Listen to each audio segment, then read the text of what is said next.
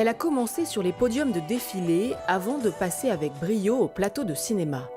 Égérie d'Yves Saint-Laurent, Laetitia Casta mène depuis une dizaine d'années une brillante carrière d'actrice, tournant notamment sous la direction de son mari, le réalisateur Louis Garrel. Elle a répondu aux questions de À l'affiche le temps d'une rencontre au Festival du film francophone d'Angoulême, où elle était présidente du jury et où a été présenté en avant-première son dernier film, Le bonheur est pour demain, de Brigitte Si.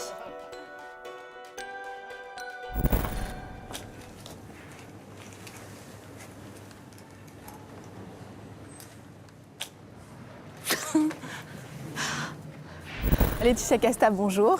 Bonjour. Merci beaucoup de nous accorder un peu de votre temps dans cette édition du Festival du film francophone d'Angoulême qui est un peu particulière puisque vous présentez un film en avant-première hors compétition mais vous êtes aussi présidente du jury. Comment ça se passe pour vous cette édition? C'est fort sympathique ici. Ouais.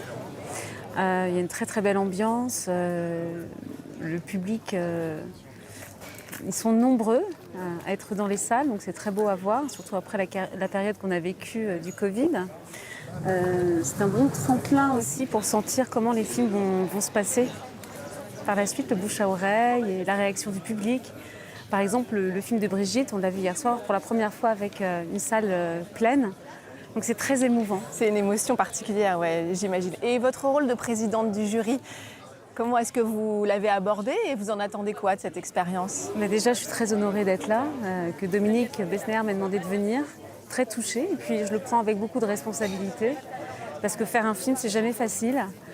Et donc, voilà, regarder tous ces films avec une ouverture d'esprit, se laisser surprendre, voilà, rentrer dans chacun de ces univers différents. Et voilà, qu'il y ait des prises de risques. Donc, parce que je repense aux films que j'ai vus, on en voit pas mal, et je trouve que le cinéma français est très inventif. Ouais. On le voit ici beaucoup à Angoulême et on voit la ferveur du public aussi, donc c'est bon signe. On en vient justement à ce film présenté en avant-première qui sortira, je crois, au début de l'année 2024, qui s'appelle donc Le bonheur est pour demain, de Brigitte Si. Vous jouez Sophie qui tombe amoureuse d'un homme juste avant qu'il soit condamné à 30 ans de prison. Qu'est-ce qui vous a intéressé dans ce scénario, peut-être aussi dans ce personnage? C'est le débordement, sortir du cadre, laisser vraiment, au-delà du cœur, même sa peau parler. C'est un film sensuel, animal, cru. Et les personnages ne comptent pas. Voilà, ils donnent. Et puis c'est sur l'amour, ce qu'on est vraiment prêt à faire par amour. Et elle, Sophie en tout cas, est prête à aller très très loin. Ben c'est la passion, c'est comme ça, on prend des risques, on se fait mal aussi. On tombe. Et le bonheur est pour demain, c'est un peu ironique. Oui, d'ailleurs, à un moment, Damien Bonnard, qui incarne ce Claude, lui dit « Qu'est-ce qui pourrait nous arriver de pire ?» Alors, on ne révèle pas tout ce qui peut arriver dans le film. Mais... Oui, puis elle a rencontré cet homme en dehors de la prison et elle veut le revoir libre au moment où elle l'a rencontré, donc elle ne comprend pas. Ah, merde! On la récupérera plus tard.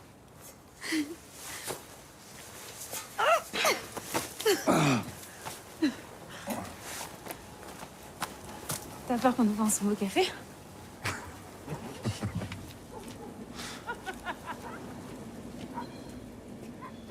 Alors ce film est réalisé par Brigitte Si, qui a une histoire assez particulière puisque elle-même a épousé un détenu en prison. Même plusieurs. Et elle a travaillé en prison. Elle a fait des ateliers de théâtre. Etc. En quoi est-ce que ça a imprégné le film, son histoire personnelle? Est-ce qu'elle en a beaucoup parlé avec vous? Comment est-ce qu'elle a abordé les choses? De toute façon, ça fait partie de Brigitte et ce qu'elle est. Brigitte, c'est aussi un peu le personnage. C'est une femme qui est très entière et qui a aimé des hommes qui n'étaient pas forcément simples, mais elle les a vraiment aimés. Elle s'est fait aimer aussi d'eux. Et sa manière de raconter l'amour est très belle et c'est puissant. Et de toute façon, c'est un film de femme, je trouve. Ouais. Bien sûr, et d'ailleurs, une femme qui crève l'écran aussi dans le film, c'est Béatrice Dalle, qui joue votre belle-mère, qui est donc la mère de Claude, ce détenu. Je crois que cette rencontre entre vous deux a été assez particulière, presque attendue par vous, cette rencontre avec Béatrice Dalle. J'adore Béatrice Dalle, je l'aime, je l'ai aimée tout de suite, même avant de la connaître, de ce que je connaissais d'elle. Mais c'est une magnifique actrice, j'avais envie d'être en face d'elle, lui donner la réplique. Et puis, il y a il y a quelque chose de, comment dire, même si on est très très différentes dans nos parcours, mais il y a quelque chose de similaire. On est né petit à petit au cinéma comme ça, un peu autodidacte. Oui, parce que ni l'une ni l'autre ne venait du tout de ce milieu-là. monde-là. Ouais, tout à fait. Et puis alors, puisqu'on parle de relations belle-fille, belle-mère, Brigitte Si est aussi la mère de votre compagnon Louis Garrel. Comment... Non mais c'est fait quoi d'être dirigée par séance de psychanalyse. par sa belle-mère?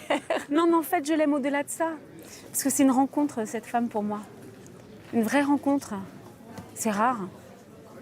Et puis quand je suis arrivée sur le plateau, j'avais pas ce trac de me dire il faut que je me fasse aimer d'elle.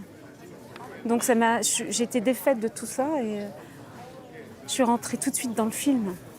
Laetitia Casta, vous la connaissez un peu plus que les autres puisque c'est votre belle-fille. Oui. Est-ce que ce n'est qu'un avantage ou est-ce qu'il faut aussi un peu mettre de côté un lien si personnel quand on travaille ensemble?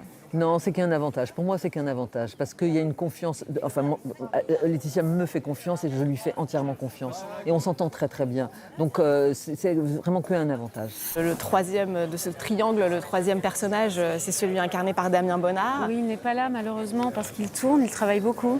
Ouais. Mais alors c'est vrai que quand on fait un film sur la prison, il peut y avoir plein de clichés autour de ce monde-là. N'est jamais caricatural. Exactement. Et notamment par le personnage de Damien Bonnard, Claude, qui est d'une grande douceur. Oui, mais dans le fait divers réel, ce personnage a été inspiré de ça aussi, même si le film est quand même fantasmé par Brigitte Si. Je crois qu'il avait ce surnom de gentleman. Il était connu pour ça, il était élégant, poli. Voilà, même si à un moment, bêtement, il y a cet accident où il se retrouve à tuer un homme malgré lui. Mais voilà, donc c'est intéressant de le voir sous cet angle-là. Puis il y a aussi autre chose dans le film qui est très belle, je trouve. C'est le rapport entre femmes, le rôle de Coralie, qui est une actrice absolument géniale. Vous savez, le personnage de cette femme blonde qui va avec José. Bien sûr. Au moment de la difficulté, même si elles se détestent pour un homme, elles se trouvent au moment de la... Voilà, elles construisent ensemble quelque chose. C'est assez beau, ça. Justement, quand vous parlez des femmes, quand vous choisissez vos rôles, qu'est-ce qui vous tient à cœur le plus dans les personnages que vous allez choisir? C'est la nuance et la complexité, parce que la vie est comme ça. Et plus j'avance dans l'âge, plus j'ai envie de choses troubles. Vous parliez aussi du fait que vous êtes autodidacte dans ce monde de cinéma. Vous avez encore l'impression d'apprendre des choses? J'espère que ce sera toujours comme ça. Je trouve que quand on rentre dans un univers, on recommence de zéro. La lecture d'un livre peut changer le cours d'une vie. C'est pour ça qu'il est capital de rencontrer ses maîtres le plus tôt possible, quand l'esprit se forme. Qui as-tu déjà rencontré ou admiré, toi, Vanessa? J'étais avec Gabriel, maman. Regarde, il m'a écrit un poème. Lui-même, il me l'écrit. Il est dans ta classe?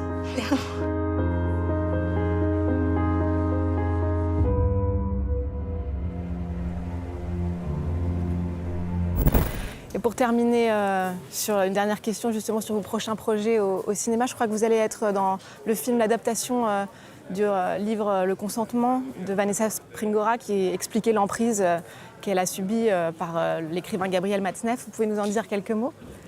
C'est difficile de parler de sujet en quelques mots comme ça, parce que c'est très sensible. Mais là encore, on est dans le trouble. Et ça m'a intéressée d'interpréter cette mère, pas une mère comme les autres, une mère qu'on peut facilement mettre du côté du monstre. Et j'ai trouvé intéressant, moi, de rentrer en empathie avec elle, moi qui suis mère aussi, et une mère totalement différente. Peut-être, j'ai eu la chance d'être moins fragile due à ma vie. Mais le père est totalement inexistant et on n'en a jamais parlé. Et la presse est emparée de cette femme et l'a totalement rendue responsable. Et j'ai eu envie de parler de ça. Bon, on a hâte aussi de découvrir ça. Merci beaucoup, Laetitia Casta. Merci à vous. Et puis très bon festival. Merci. Vanessa, arrête. Lâche ce sac, tu restes ici, tu n'iras nulle part. Tu m'entends? Arrête! Il a 50 ans, t'en as 14 à peine. Il se sert de toi.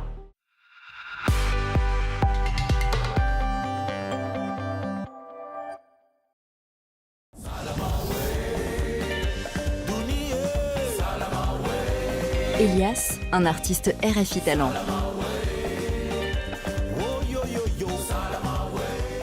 Découvrez Salama, le clip de l'artiste comorien sur le changement climatique.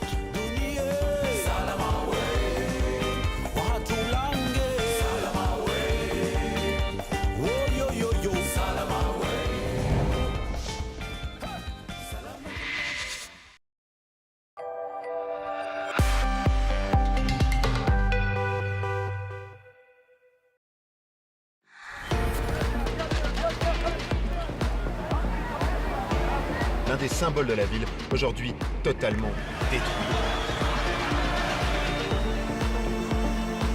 Cette crise humanitaire entretenue par ce blocus, Avant même l'annonce des tendances officielles par la commission électorale,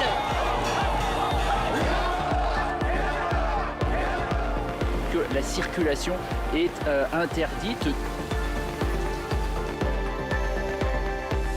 On est à haute tension pour les autorités italiennes.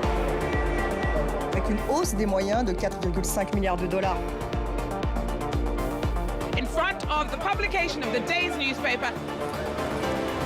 Quelques extraits de ce que nous allons découvrir dans votre reportage. كما بدا واضحا يحاولون